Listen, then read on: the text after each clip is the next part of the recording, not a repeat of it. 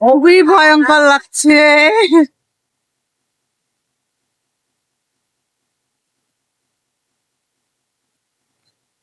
দেখো কাশ্মীর ভয় পাচ্ছে, কাশ্মীর ভয় পেয়ে গেছে। ভিতরে যাবে, এরা ভয় পাচ্ছে সব। ভিতরে যাবা বা ভয় পাও যদি বাবা? ভয় লাগছে তো?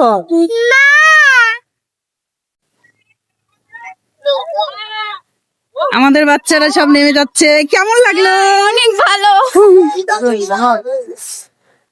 মায়া, মায়া কেমন লাগলো বলো? ভালো, অনেক মজা। এই কেমন লাগছে বল? ভালো। সবার ভালো লাগছে। সারা দিন অনেক ঘোরাঘুরি করার পর এখন তো রাতে বাসায় আসলাম। এখন রাতে তো আর রান্না করতে ইচ্ছে করছে না, কারণ শরীর আর চলছে না।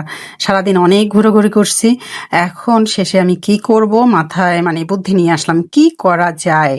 শেষে ভাবলাম যে আমার তো ডাল বাটা আছে, কয়েকটা পেঁয়াজি ভাজি, আর খালি পেঁয়াজি যখন ভাজবো তখন কিন্তু খালি পেঁয়াজি দিয়ে ভাত খেতে ইচ্ছে করবে না। সেই জন্য মুখের একটু রুচির জন্য পেঁয়াজিগুলো ভেজে নিলাম। নিয়ে দেখেন পেঁয়াজ, শুকনা মরিচ, সরিষার তেল সবগুলো এভাবে দিয়ে তারপর পেঁয়াজিগুলো ভর্তা করব। তোমরা কি এভাবে কখনো খেয়েছো? যদি না খেয়ে থাকো তাহলে অবশ্যই একদিন খেয়ে দেখবা। এভাবে পেঁয়াজি ভর্তা করে গরম গরম ভাতের সঙ্গে খেতে কি যে মজা লাগে। আমার তো ভালো লাগে, আসলে সবার তো আর রুচি এক না, এক একজনের রুচি এক এক রকম। তো আমার খুব ভালো লাগে গরম গরম ভাতের সঙ্গে বা খিচুড়ির সঙ্গে, যে যেভাবে খায়। যাই হোক, আমি ভর্তা করা শেষ করলাম, করে এখন আমার মানে ভাতও আছে আবার খিচুড়িও আছে, দুটোই আছে। এখন যে যেটা দিয়ে পছন্দ করে সেটা দিয়েই খাবে। আমি দুটোই সব মানে দুটোই আর কি রেডি করে রাখলাম। তারপর হচ্ছে গুনগুন তো বলছে আমি হচ্ছে সারাদিন অন্য মানে অন্য খাবার খেয়েছি, এখন আমি সাদা ভাত দিয়ে খাবো, আর এগুলো খাবো না।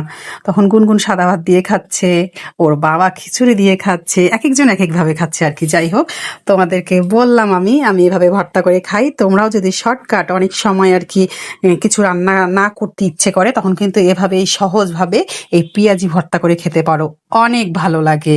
অবশ্যই কিন্তু তোমরা ট্রাই করে দেখতে পারো। তো যাই হোক, আজকে এ পর্যন্তই। সবাই ভালো থেকো, সুস্থ থেকো, আমার জন্য দোয়া করো। আর হচ্ছে আমার ভিডিওগুলো একটু ভালো করে দেখবা, আর লাইক কমেন্ট শেয়ার করবা, অবশ্যই করবা, কারণ তোমরাই আমার ভালোবাসার মানুষ। তোমাদেরকে পাশে নিয়েই আমি অনেক দূর এগিয়ে যেতে চাই। তো আজকে এ পর্যন্তই। সবাই ভালো থেকো, সুস্থ থেকো। আল্লাহ হাফেজ।